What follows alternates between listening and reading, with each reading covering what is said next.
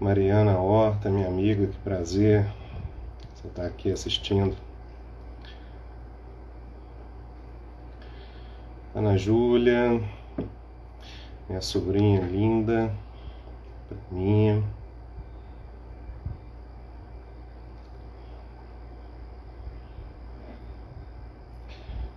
Vou aguardar um pouquinho o pessoal entrar.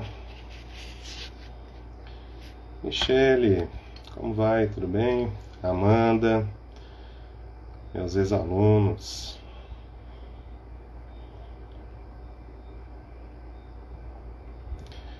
Meu grande amigo e advogado Giovanni Teixeira, como vai?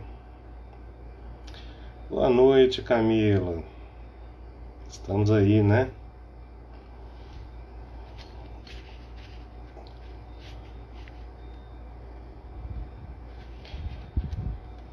Isso aí.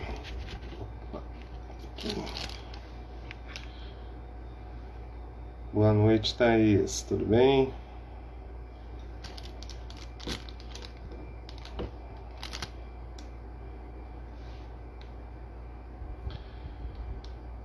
Muito bem, pessoal.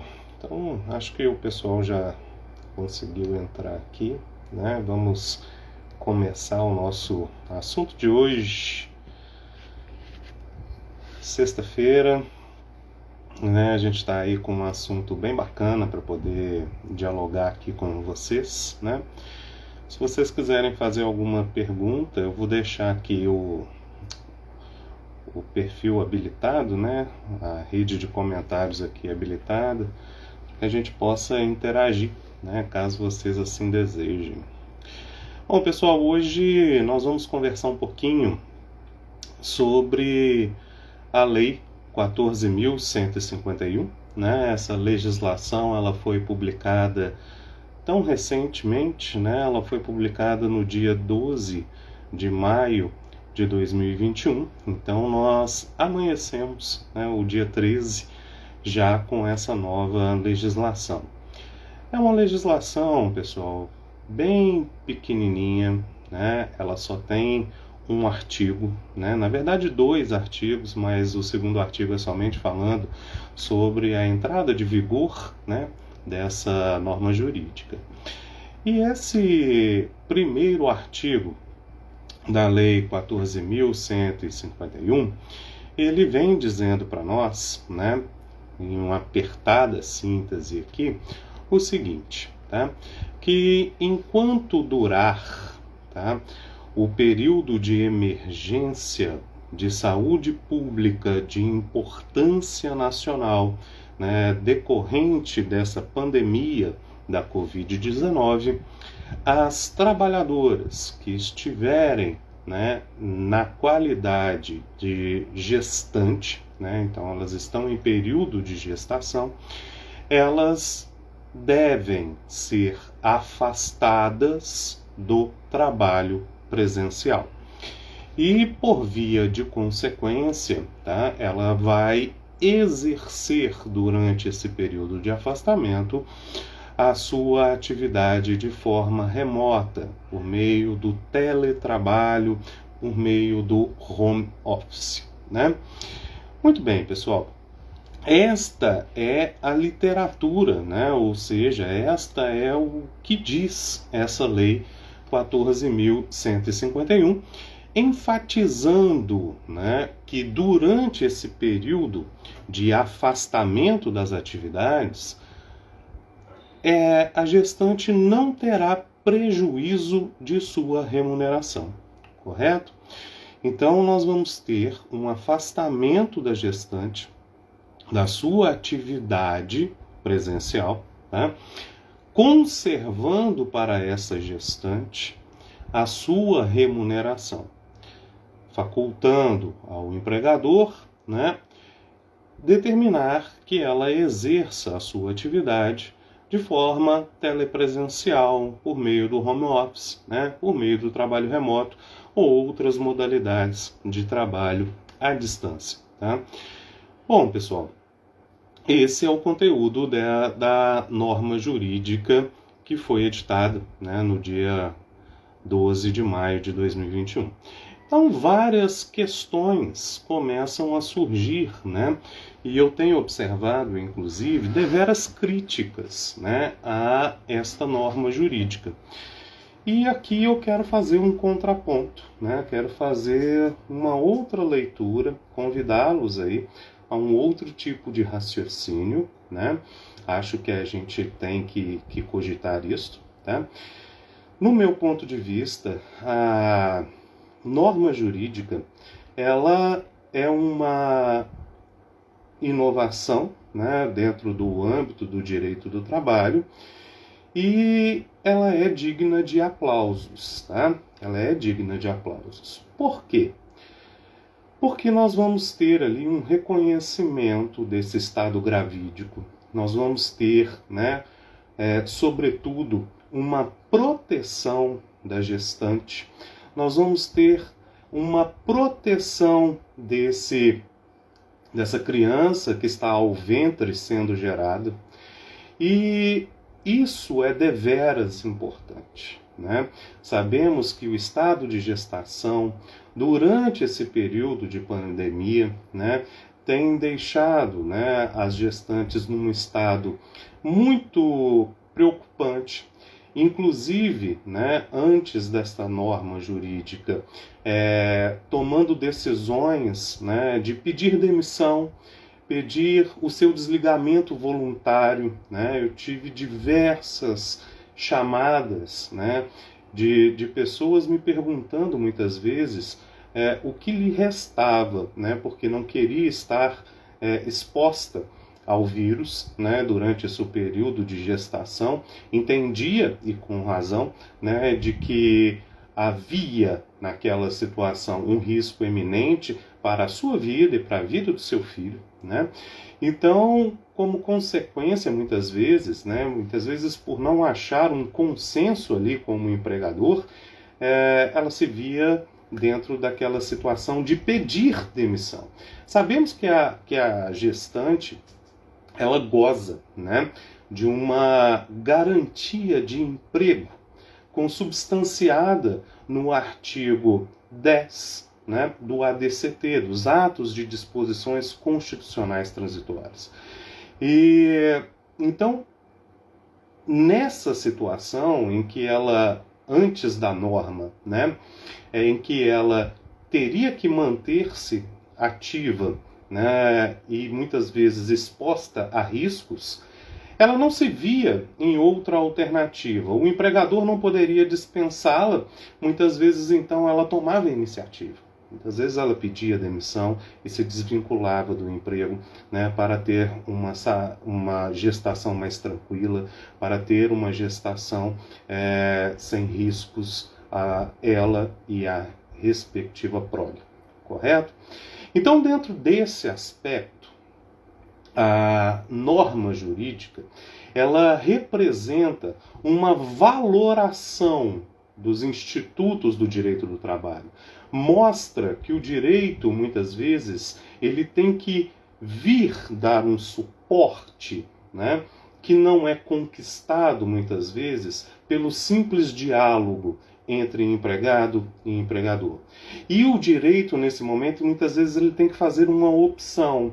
E a opção que foi feita, né, pela Lei 14.151 é aquela opção que beneficia a gestante, reconhece a sua vulnerabilidade, reconhece que ali temos vidas expostas a perigo e resolve, então, dar a devida proteção, né, a esta gestação. Mas como fica, né, essa condição? Tudo bem, Marchiori, eu entendo a finalidade da norma plenamente, né?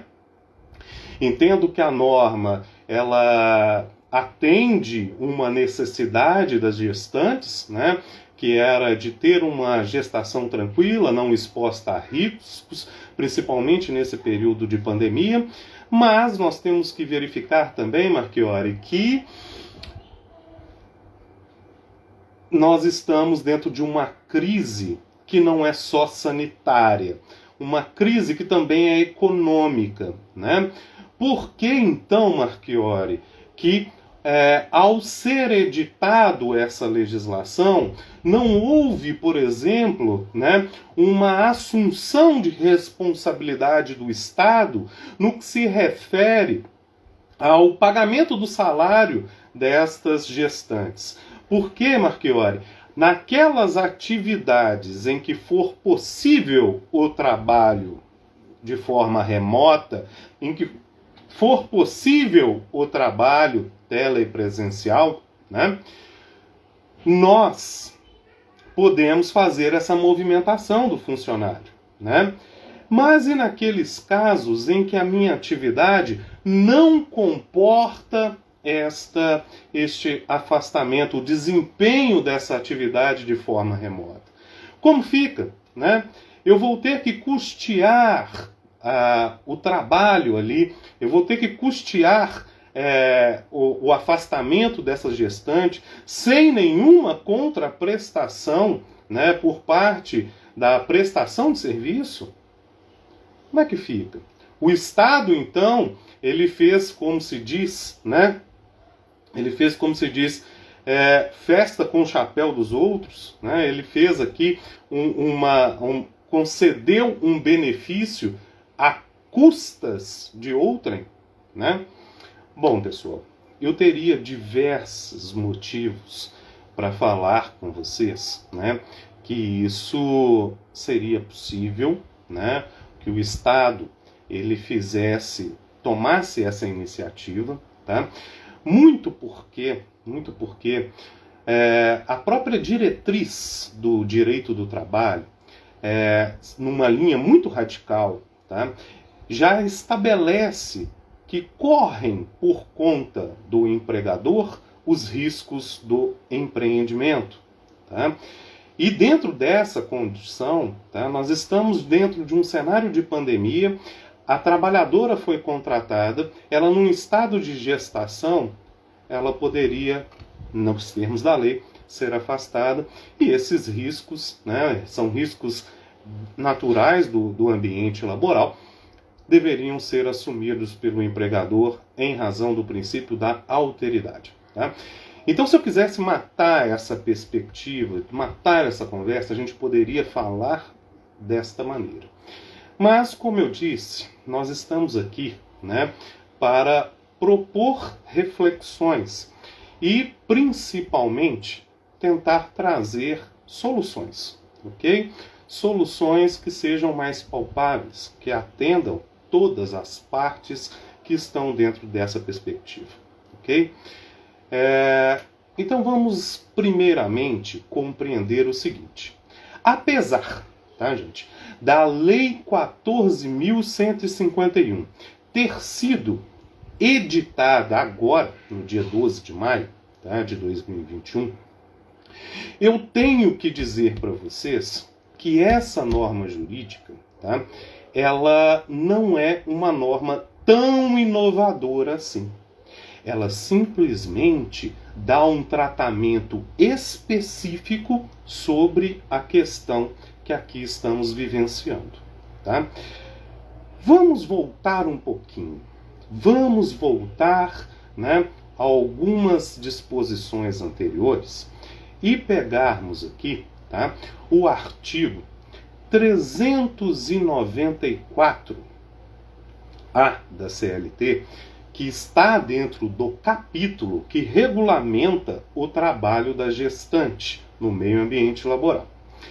Esse artigo 394-A da CLT expressamente dispõe, tá, que a gestante, durante o seu período de gestação, se em razão da sua função ela estava trabalhando em local insalubre, periculoso, esta gestante ela deveria ser afastada dessa atividade, podendo exercer outra atividade dentro da empresa. Se não houvesse outra atividade, tá, esta gestante ficaria, por exemplo, em casa, porque não haveria outra atividade que não a expunha ao risco, e o empregador custeará a remuneração. Essa perspectiva, senhores, ela já existia na CLT, né, no artigo 394-A. Ela tentou ser modificada pela reforma trabalhista, pela Lei 13.467 de 2017, né, em que foram inseridos ali uma expressão, né, de que essa trabalhadora ela seria afastada desde que apresentasse, né, um laudo médico do seu médico que lhe acompanha, né, o seu geriatra, né, o seu pediatra, e dentro dessa perspectiva, tá, esse laudo médico justificaria o respectivo afastamento da gestante. Ok? No entanto, senhores, nós tivemos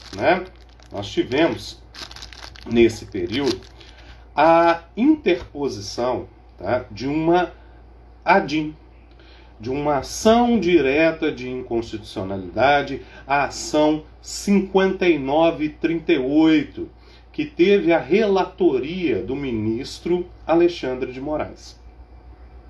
E o ministro Alexandre de Moraes julgou, né, procedente a ADIM que foi proposta para reconhecer a inconstitucionalidade da exigência de se apresentar um atestado médico, né, emitido aí pelo médico de confiança da gestante, para que ela fizesse, né,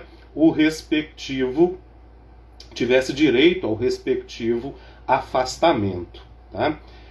Pessoal, então percebam que o Supremo Tribunal Federal convalidou o entendimento de que a gestante em local insalubre não deve permanecer e convalidou também o entendimento que é ônus do empregador, tá, de manter o pagamento do salário durante esse período de afastamento. Tá? Então percebam essas perspectivas. A Lei 14.151, né, de 2021, ela não inova nessa perspectiva, até porque a insalubridade, os termos lá do artigo 192 da CLT, né, ela compreende a exposição do trabalhador, tá, aos seguintes agentes nocivos. Tá? Agentes nocivos de cunho físico, químico ou biológico. E dentro dessas três classificações, nós podemos aqui mencionar, né, que a exposição a uma doença infecto-contagiosa, né, notadamente a um vírus, é qualificada como um agente biológico e notadamente regulamentada pelas normas, né, pelas NRs número 15 e número 32. Ambas NRs vão regulamentar essa exposição à doença infecto-contagiosa. Inclusive, temos precedentes, tá? Já mencionados, né, na Justiça do Trabalho, como, por exemplo, houve, né, aqui no TRT-7, uma ação movida, né, pelo Sindsaúde do Ceará. O Sindsaúde do Ceará impetrou um mandado de segurança, tá, para ampliar, aumentar, tá, o grau de insalubridade pago aos trabalhadores da área de saúde em razão da exposição à doença infecto-contagiosa, né? Aumentar esse grau de insalubridade para o grau máximo. Sabemos que eles têm elevação de 10, 20 ou 40%. Tá?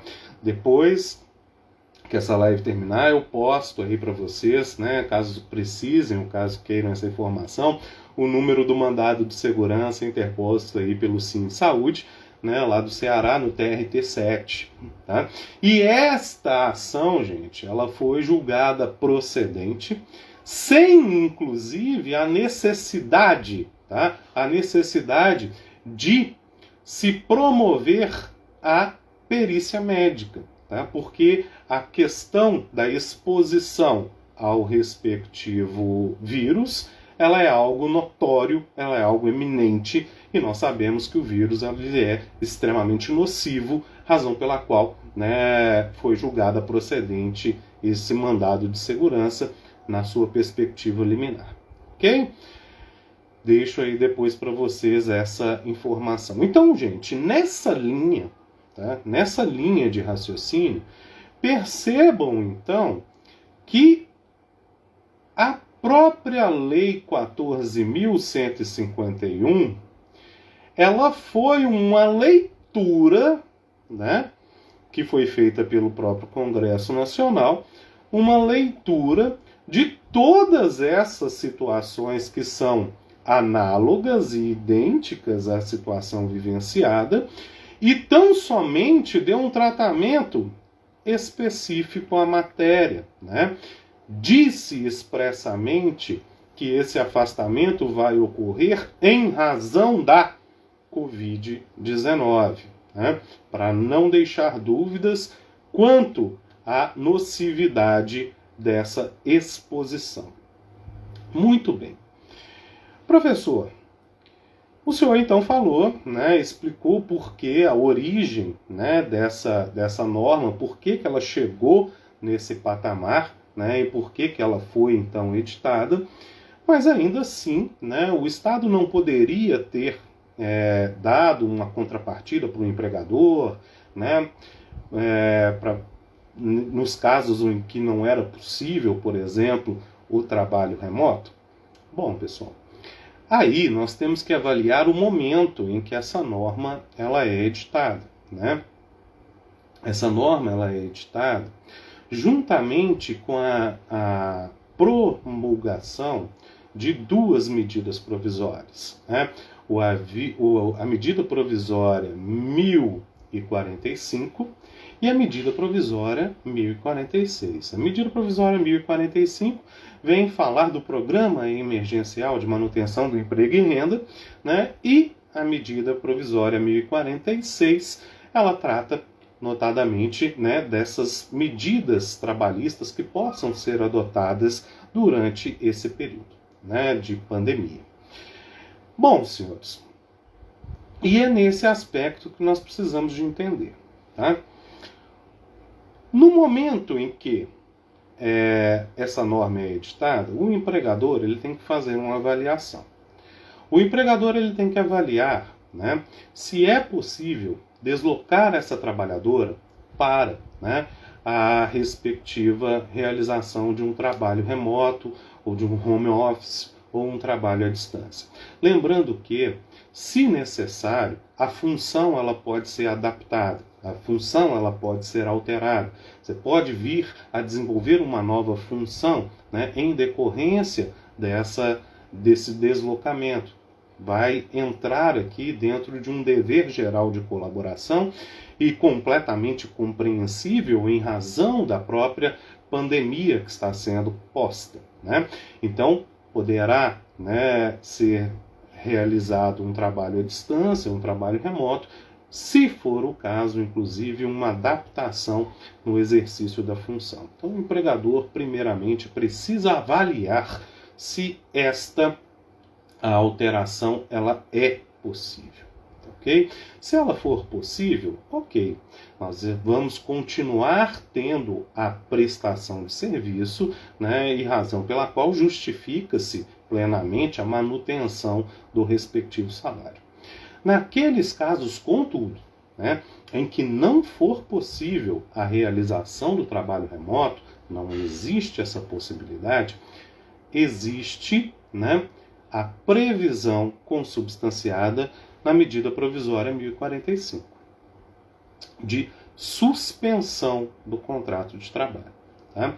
A suspensão do contrato de trabalho, ela atende à norma jurídica 14.151?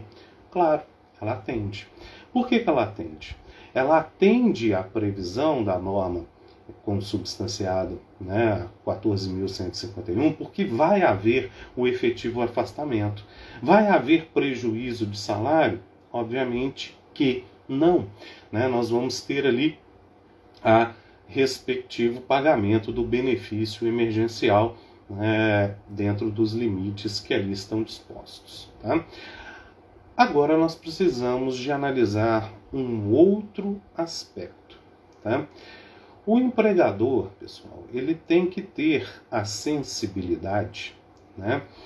E ele tem que ter principalmente a habilidade para demonstrar esta perspectiva para os seus funcionários que serão afetados com essa norma. Tá?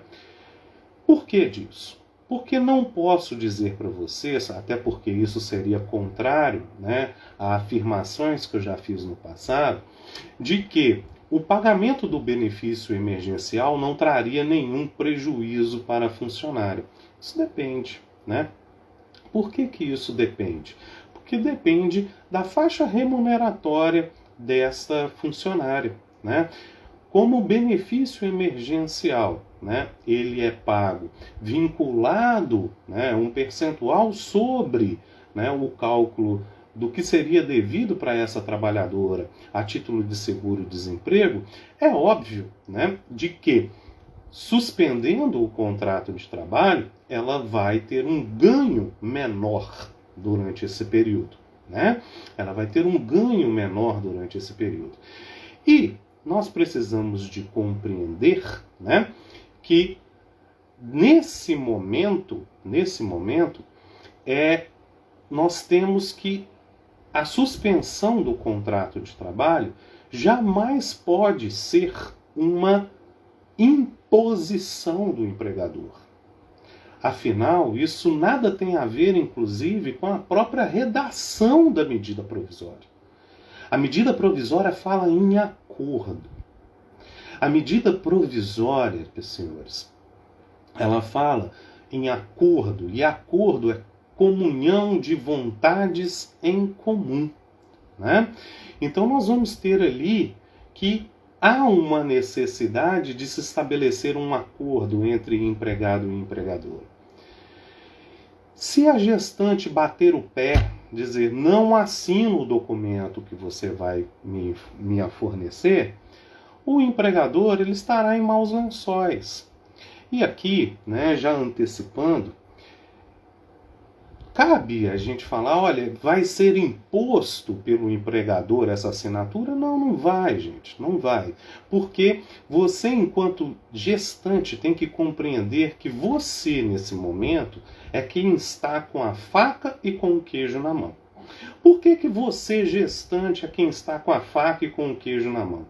Porque você já tem uma estabilidade decorrente de sua gestação, ok? Você já tem uma estabilidade decorrente da sua gestação.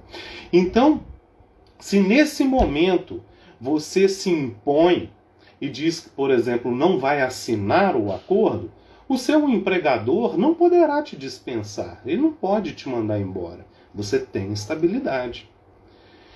Por isso, senhores, é que eu estou colocando para vocês, né? Que o empregador ele precisa de ter habilidade nessa negociação, expondo para a gestante quais são os benefícios que ela vai ter assinando o respectivo acordo. Primeiramente, é necessário esclarecer para a gestante, né, que além da estabilidade que ela terá com a respectiva gestação, que já lhe é própria, né, durante todo o período de gestação e mais 5 meses após o parto, né, mais 5 meses após o parto, nós teríamos ainda, por força da Lei 1046, estabelecido especificamente no artigo 10, inciso 3º, um aumento dessa garantia de emprego, né? Durante o período em que durar a suspensão, essa gestante terá a garantia de emprego somada à garantia da sua gestação, né? Então nós poderíamos ter, se fosse o caso de uma suspensão por 120 dias, nós teríamos os 5 meses após a gestação, mais 120 dias de garantia estabilitária. Percebam, senhores, que um dos maiores temores, né, das mulheres quando estão gestantes, né, é de, após o período de férias, tá? Após o período de férias, o respectivo empregador, né, lhe mandar embora. Por que eu digo o período de férias? Aqui somente para esclarecer. Porque muitas vezes a gestante ficou 9 meses gestante, né? Vai ter 5 meses de estabilidade. Isso já bate um período aquisitivo de férias. Então é muito comum que quando do retorno, né, do seu afastamento em decorrência do salário maternidade, o empregador lhe conceda férias, né?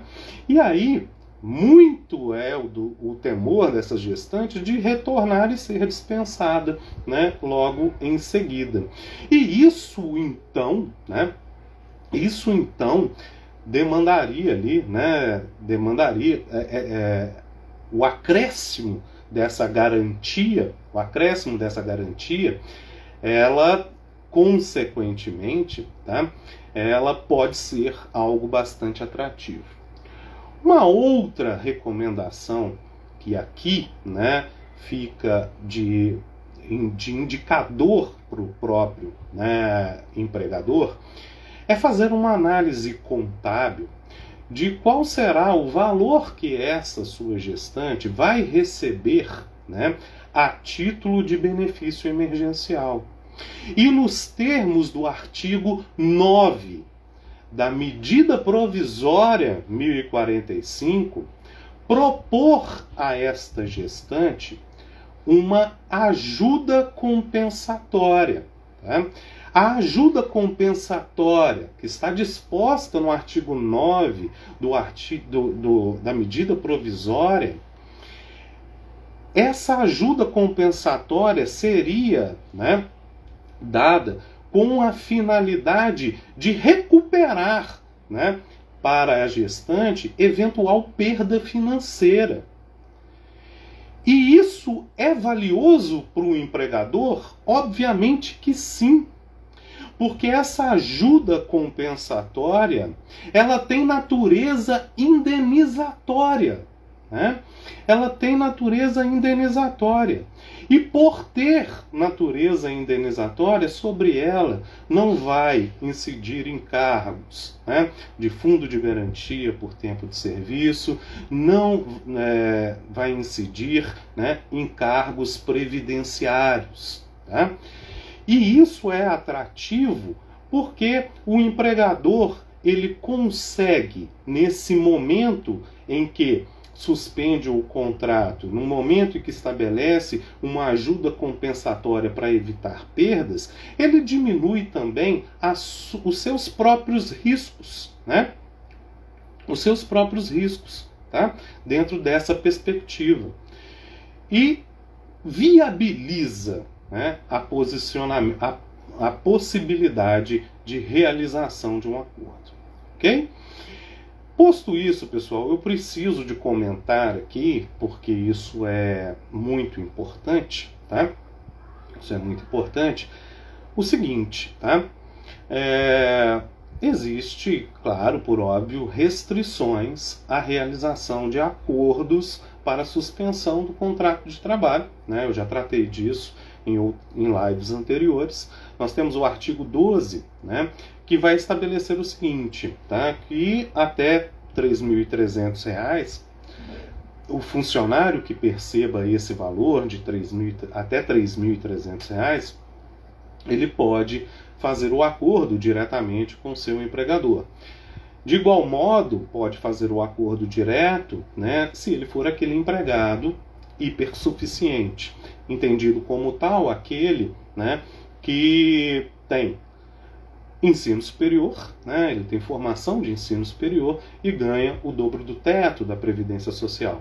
Mas temos um lapso aqui, né, importante, que é aquele lapso, aquela classe de trabalhadores que ganham mais de 3.300 e que ganham menos do dobro do teto da Previdência Social. Esses trabalhadores não podem fazer acordo diretamente com o seu empregador, tá? Esses trabalhadores, eles, tá, vão ter que, consequentemente, tá, fazer o acordo com a intermediação do respectivo sindicato profissional da categoria, tá? Posto isso, pessoal, respondendo aqui, tá, algumas perspectivas aqui, né? Aqui, vamos lá, respondendo algumas perguntas. Mariana perguntou aqui sobre se caso o contrato, né, eu imagino que seja, se caso o acordo de suspensão seja feito, como é que fica a questão com o recolhimento de INSS. Mari, o seguinte, tá? A medida provisória 1045, ela nada dispôs especificamente sobre o recolhimento previdenciário no caso de suspensão, tá? Mas já de antemão lhe antecipo que suspensão do contrato de trabalho ela não é computada nem para fins fundiários nem para fins previdenciários, tá? Então, nessa qualidade, durante o período de suspensão, desejando o trabalhador manter as suas contribuições, ele deve fazê-lo na qualidade de trabalhador vinculado facultativamente à Previdência Social. Tá?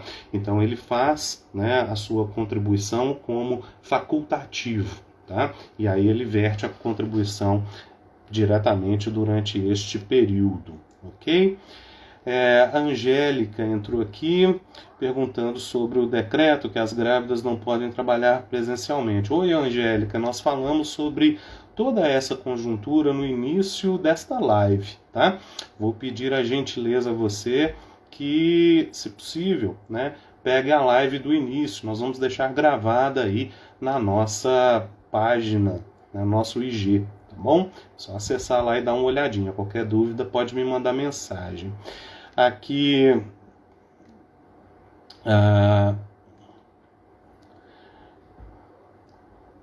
ok, aqui a Lud concordando com a questão da complementação, a Mari também sugerindo. A Camila aqui perguntou qual gestante vai querer assinar o acordo para poder ganhar menos, né? É aquela ideia que nós colocamos, Camila, que a gestante nessa qualidade, ela está com a faca e o queijo na mão, ela tem poder de negociação, né? O que é interessante, né? A gente sempre vê, muitas vezes, o trabalhador numa situação, né, em que se ele não aceitar as disposições, né, que são postas, ele é retirado na negociação, muitas vezes com a dispensa. E nessa situação, a gestante ela tem poder de negociação, né, ela tem poder de barganha. E dentro dessa condição é que eu digo, né, que o empregador ele tem que ter a habilidade para negociar. Ele tem que mostrar quais são as vantagens do acordo, né, e também, né, para viabilizá-lo, estabelecer aí a ajuda compensatória, isso seria de grande valia, né? A Sandy aqui traz um caso concreto, né? Ela fala que que teve que assinar o acordo de concessão de férias. O acordo de concessão de férias antecipado, tá, Sandy? Isso é previsto na Lei 1046, tá? Lembrando aquilo que eu coloquei para vocês, todas as duas medidas provisórias, tanto a 1045, né, quanto a 1046, elas sempre falam em acordos, não em imposições, tá? Nessa situação, é sempre tentar, né, não assinar se você não concorda, tá, com a perspectiva, e, se for o caso, né, ajuizar uma ação para reclamar essa perspectiva, ok? A Michele Melo me corrigindo aqui, acho que eu falei o nome do médico da gestante errado. Sim, Michele é ginecologista, obrigado, né, por me corrigir nesse momento. Bom, pessoal, eu acho que é isso, né? Atendemos aí a medida, né? A lei, ela é bem curtinha, como eu digo para vocês, era uma lei que, de certa forma, não representa tanta inovação, porque o próprio ordenamento jurídico já tendia, né, para seguir esta orientação, né? Mas é uma norma bastante válida, porque vem regulamentar especificamente essa matéria, tá? Quero deixar aqui, né, o agradecimento imenso de todas vocês. Tem pergunta no chat, deixa eu ver aqui no chat. Vamos lá. Aqui, Camila pergunta: quando a atividade for incompatível com o teletrabalho, pode-se utilizar do banco de horas, antecipação de férias? Camila, pode sim, né? Você tem a possibilidade de utilizar também essas ferramentas que estão consubstanciadas na medida provisória 1045, né? No entanto, Camila, eu acabo entendendo, tá, que as medidas que estão na medida provisória 1046, como banco de horas, como antecipação de férias, né, elas acabam, de certo modo, mantendo uma onerosidade para o empregador, né? Talvez, né, por uma perspectiva de redução de custos, a suspensão do contrato de trabalho ela seja mais viável nessa perspectiva, tá? E vamos lá. Até quando entende emergência de saúde pública para esta lei? Camila, eu acho que esta, tá, é a grande pergunta da noite, tá? Por que a grande pergunta da noite? Porque o estado de emergência de saúde pública e de importância nacional, né, ela encontra-se nesse momento ainda sem regulamentação específica, não há uma definição concreta desse respectivo prazo. Reparem que nós tivemos, né, um decreto legislativo, o decreto legislativo número 6, tá, que foi expedido no ano passado, que decretava esse estado de calamidade pública em decorrência da pandemia de Covid-19 até o término do ano, tá, de 2020. Situação, né, que já foi ultrapassada, a pandemia permaneceu, né, e nenhuma outra regulamentação específica sobre essa matéria foi editada, tá? Então, corremos o risco, né, e Deus queira que isso não aconteça, porque estamos perdendo muitas vidas, né, em razão dessa pandemia.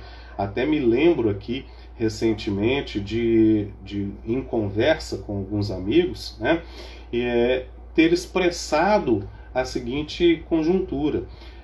No início da pandemia, nós estávamos muitas vezes contando números, né? Hoje nós estamos contando rostos, né? Cada vez está mais próximo, né? Cada vez perdemos gente mais próxima, gente mais conhecida. Então jamais desejamos que isso se delongue, né? Pelo contrário, queremos que isso se encerre logo, que as medidas sanitárias, as medidas de controle, né, que todo o nosso país seja vacinado, né, a gente prega isso, distanciamento social necessário, uso de máscara, né, uso de álcool em gel, vacinação para todo mundo, se Deus quiser, né, estamos aí com fé que isso vai acontecer. Mas, se porventura, né, uma terceira onda chegar, né, e esse estado se delongar, né, nós sabemos que a medida provisória 1046, ela tem prazo de vigência máximo já estabelecido de 120 dias, então são 4 meses. Né? Sabemos que uma gestação ela tem prazo muito superior a isso. Né? São 9 meses de gestação durante esse período, então é superior a essa conjuntura. Então, veja bem, senhores, tá? Veja bem que essa perspectiva ela não vai parar por aqui. Nesse primeiro momento, nós temos ainda ferramentas que o empregador, juntamente com a gestante, né, podem se precaver e muitas vezes se fazerem utilizar para conter prejuízos. Né?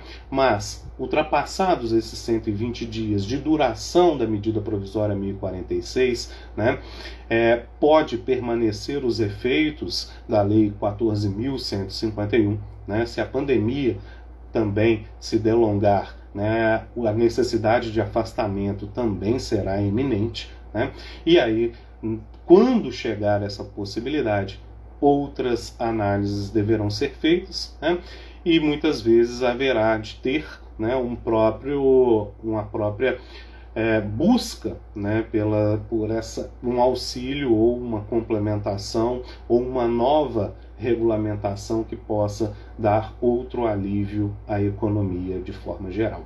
Tá? Gente, muito obrigado. Tá? Muito obrigado pela participação de todos vocês. A live hoje ficou muito gostosa, vocês participaram, interagiram. E eu sempre digo o seguinte, olha, tá com dúvida sobre uma matéria, tá querendo saber sobre alguma perspectiva que eu possa lhe auxiliar, me manda uma mensagem, sugere uma live. Tá? Essa live ela foi sugerida pela Camila que é minha ex-aluna, né, que está trilhando aí um caminho brilhante e que daqui a pouquinho, né, com certeza, vai estar aí comigo nos tribunais e no exercício da advocacia, porque ela tem bastante habilidade. Obrigado pela sugestão do tema, Camila. Obrigado por estar aí, participar ativamente. Obrigado a todos os meus ex-alunos. Obrigado aos meus colegas de profissão, os advogados que aqui nos prestigiaram, pessoal dos escritórios de contabilidade, que eu sei que sempre nos acompanham aqui. Gente, muito obrigado, valeu. Né? Eu vou deixar a live salva, né? E quem quiser assistir novamente, fique confortável, tá ok? Lembre-se sempre de nos seguir lá no Instagram da Marchiori Advocacia. A gente tem feito um trabalho, né, de levar essa informação, de levar o direito aí de uma forma bem leve, de uma forma bem bacana, tá? Abraço, gente, sextou, boa noite a vocês, né? Agora vamos curtir aqui um pouquinho a família, né? E curtir esse final de semana descansando um pouquinho, renovando as energias. Grande abraço a todos, até mais, obrigado, valeu!